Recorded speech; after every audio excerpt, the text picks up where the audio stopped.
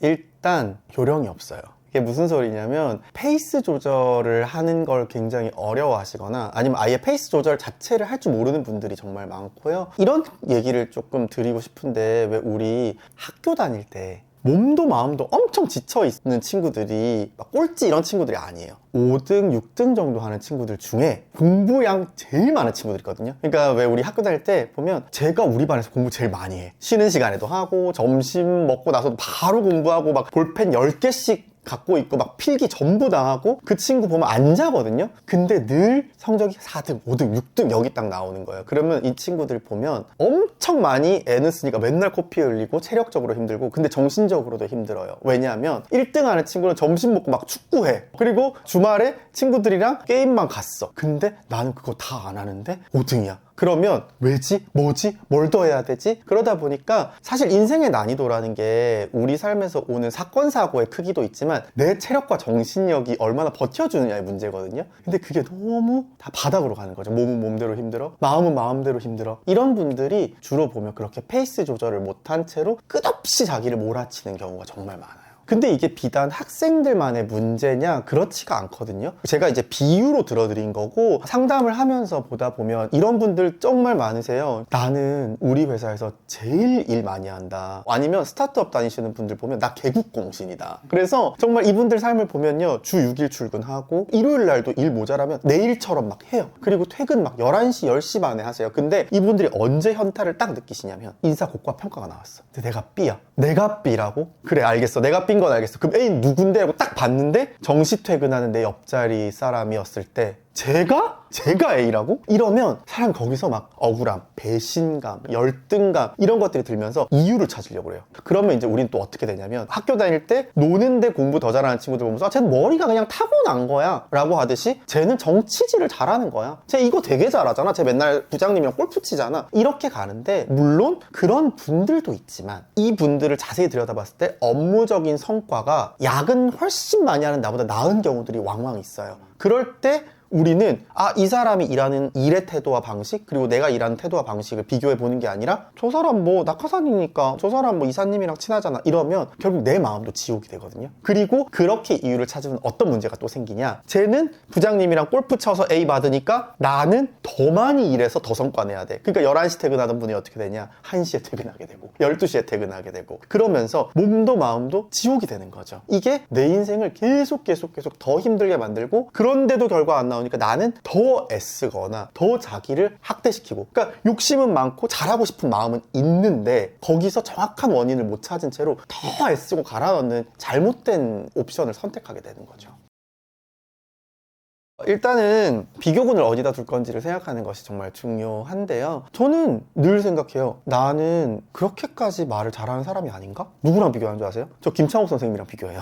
저 그리고 나는 그렇게까지 글을 잘 쓰는 사람이 아닌가? 누구랑 비교하는 줄 아세요? 송기령 박사님이랑 비교해요. 왜? 나한테는 그분들이 주변인이거든. 근데 그렇게 생각하면 주변인 비교하면 나보다 나은 사람은 늘 있어요. 그러면 무슨 소리냐? 내가 실력이 부족해서 이 모양인 거야로 결론을 내리고 싶은 마음으로 세상을 보면 그 결론이 그냥 나. 무조건 그런 사람은 존재하거든요. 그러니까 기본적으로 내가 재능이 부족해서 이 일이 벌어진 걸까? 라고 하면 저는 무조건 예스죠. 왜? 나보다 재능 나은 사람들이 있으니까. 그러면 재능 순으로 삶에서 성과물이 나오나요? 저는 그렇게 생각하지 않아요. 재능이 타고난 영역이라고 하면 운칠기삼이라고도 하잖아요. 근데 저는 이 운이라고 표현하는 게 사실은 운이라기보다 재능이라고 좀 비유하고 싶어요. 그러면 기세로 우리가 일을 잘 되게 할 때 그 기세는 태도거든요. 근데 저는 일을 대하는 태도가 정말 몰아치고 나를 혹사시키고 학대하는 걸로 무언가 이루어낸다? 그게 아니라 오히려 역발상이 필요한 순간이라는 거죠. 정말 일을 잘 성취하고 자기 일에서 어떤 소기의 성과를 가지신 분들 보면 천재가 계셨고, 또 어떤 케이스가 있었냐면 자기의 룰을 갖고 있는 분들이 굉장히 많았어요. 그래서 이 룰이 어떤 거냐, 예를 들면 이런 겁니다. 내가 일을 더 잘하기 위해서 일요일 하루만큼은 누구 전화가 와도, 대통령 전화가 와도 안 받는다. 아니면 내가 아침에 아무리 바빠도 일어나서 10분 정도는 반신욕을 하고 나간다. 자기만의 무언가 잠깐 오프를 시키는 시간들을 갖고 계시더라는 거죠. 예를 들어서 재능이 모자라서 내가 이 모양이다. 그거 어떡할 거예요? 재능 키우는 거 어렵죠. 하지만 내가 재능 말고 이 일을 대하는 태도나 삶을 대하는 태도가 너무 자기 학대 절대적이라서 점점 일하는 효율, 정신적 효율이 떨어져서 이 모양이다 하면 그 효율을 높일 수 있다는 거예요. 근데 그 효율을 높이는 게 더 갈아 넣는 방식으로 실패했다면 덜 갈아 넣는 방식, 내가 나를 좀 재생시키는 방식을 써야 한다는 거죠. 그래서 제가 늘 얘기하는 게 재능 부족, 실력 부족 얘기하시는 분들한테 진짜 할 수 있는 모든 방법을 다 써보고도 실패하면 그 말씀하세요. 그러면 이제 뭐라고 하냐면 선생님 그럼 무슨 방법을 더 써야 돼요? 저는 진짜 잠도 안 자는데. 그래서 제가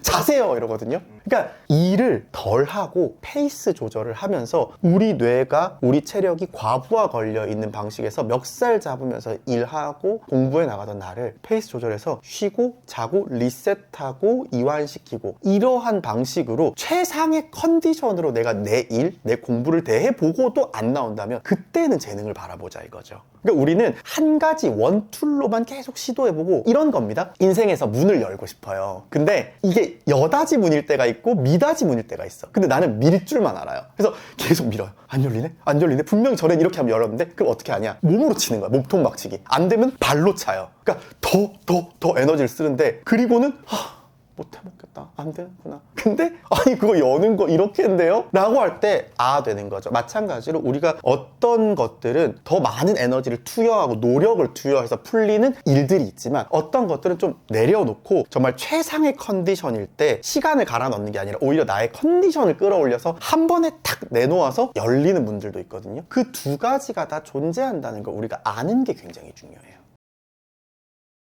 이 내려놓음이란 단어를 재정의할 필요가 있는데요. 한국 사회에서 내려놓는다 그러면 목표가 100점인데 80점으로 만족하라는 건가요, 선생님? 이렇게 말한단 말이에요. 그럼 제가 아니요, 120점 받으세요. 저 그러거든요. 저는 늘 저를 찾아오시는 분들께 네가 100점 받고 싶다면 죽기 전에 100점을 맞아 봐야 한다. 네가 이걸 이루고 싶다면 죽기 전에 이뤄보고 나는 죽었으면 좋겠다라고 얘기를 해요. 저는 내려놓는다라는 게 100점 받고 싶은 마음을 80점으로 내려놓으세요? 누가 받아들여요? 근데 너 100점 받고 싶은데 계속 80점만 나오지? 그러면 태도로서의 내려놓음을 실천하는 거예요. 그게 무슨 소리냐면 내가 80점밖에 안 나오는 애니까 지금 밥 먹을 시간 없어, 잘 시간 없어가 아니라 오늘은 여기까지 딱 하고 내려놓고, 펜을 내려놓고 책을 내려놓고 노트북을 내려놓고 쉬어보라는 거예요. 그러면 내일 조금 더 멀쩡해진 내가 또 내일 해야 될 일들을 하거든요. 그래서 제가 말하는 내려놓음은 목표의 하향이 아니라 태도로서 내려놓는 거, 조금 나를 풀어주는 거, 그러면서 내가 쉬어야 할 땐 쉬는 거. 한국인들이 가장 많이 착각하는 게 쉼을 얘기하면 지금 이대로도 괜찮아, 여기서 안주하고 그냥 쉬어라고 얘기를 하시거든요. 근데 저는 어떤 말씀 드리고 싶냐면 똑똑할수록 쉬어야 된다. 쉬는 것은 전략적인 행위이고 내가 목표를 절대 낮추지 않고 저 목표를 반드시 이루어야겠는데 갈아 넣는 방식으로 안 통했다면 쉬면서 나를 최상으로 끌어올리는 방식을 선택해보자. 아주 전략적인 필수 요소라고 말씀을 드리고 싶어요.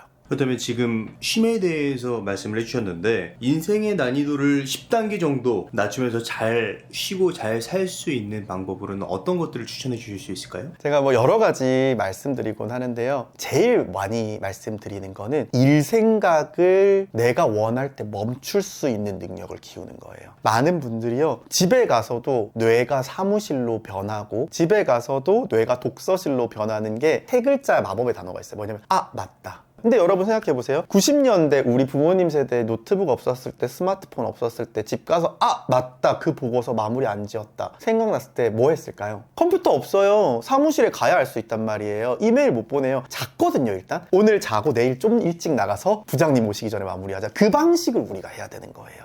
맞다를 눌러줄 수 있어야 되는데 우리는 지금은 바로 스마트폰으로, 노트북으로 일을 할 수 있고 패드로 할 수 있으니까 그 즉시 사무실이 되고 다시 나는 갈려나가거든요. 그래서 많은 분들께 추천드리는 게 환경을 만드는 거. 의지로 할 수 없다면 환경을 만들어라. 그래서 저는 이번에 책 쓰면서 세상에 나오는 모든 스마트 기기를 특정 시간 됐을 때 락다운 시키는 차단 앱을 다 써봤어요. 그래서 밤 11시 반 되면, 저는 실제로 지금 실천하고 있는데 밤 10시 반, 11시 이쯤 되면 제 핸드폰, 노트북, 패드 모든 게 그냥 잠겨버려요. 쓸 수가 없는 상태가 되거든요. 그렇게 내가 오프해야 되는 시간, 저는 이걸 이제 오프 모먼트라고 이름을 붙여줬는데, 이 시기에는 멈춘다. 그러니까 내가 오늘까지 이거 해야 돼 투두 리스트도 우리의 스케줄이지만 나 이 시간부터는 쉬어야 돼도 스케줄처럼 받아들이라는 거죠. 둘 다 해야 되는 머스트이자 have to인 거예요. 그렇게 되면 훨씬 더 내가 이전보다 적은 시간으로 뛰어난 결과물들을 만들어내는 나 자신으로 변해 있다 확 느끼시게 되고요. 그게 비로소 인생의 난이도를 낮춰줄 겁니다.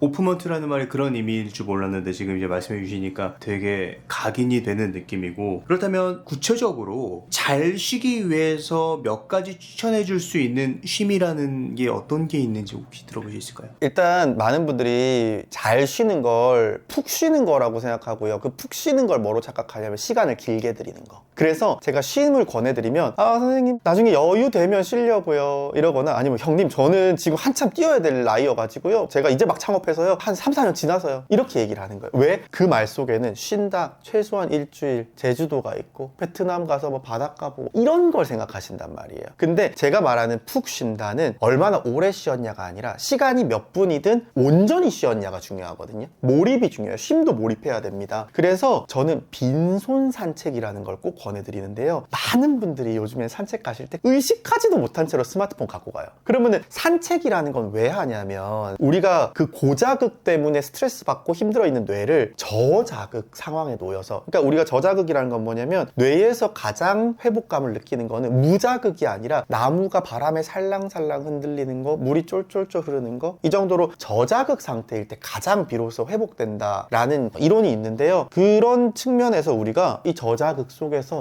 치유를 느끼다가 문득 꽃이 너무 예뻐요? 그럴 때 어떻게 하세요? 사진을 찍거나. 그래요. 어머 단풍이 벌써 들었어? 벌써 가을이야? 찍어버리거든요. 그러면 어떻게 되냐? 저자극 속에서 쉬고 있던 내 뇌가 바로 다시 고자극을 취하는 도구인 스마트폰으로 그냥 주의를 뺏겨버리는 거예요. 그래서 이 주의 회복 이론에 따르면 이 저자극 상태에 최소한 10분 이상은 사람이 놓여 있어야 회복이 된단 말이죠. 그 10분이라도 지켜줄 수 있도록 저는 뭐 산책 반나절 가시고 3시간 가시고 그렇게 핸드폰 들고 오래 하느니 핸드폰 없이 스마트워치 없이 이거 없이 그냥 10분 20분만이라도 아무것도 없이 맨몸으로 걸어보시는 거, 생각보다 완전한 휴식이 됩니다. 근데 많은 분들 그러세요. 선생님 그럼 시간을 모르잖아요. 이거 자체가 우리가 고자극에 절여져 있다는 거예요. 그래서 저는 꼭 말씀드리는 게 다이소 같은 데 가서 진짜 싼 초침시계 있죠. 초침시계 하나만 딱 사서 그거 차고 나 20분만 걸어야겠다 10분만 걸어야겠다, 아무런 디지털 기기 없이 걷는 거, 음악도 듣지 않는 거 꼭 추천해드리고 싶어요. 오늘의 심리학은 여기까지 하도록 하겠습니다.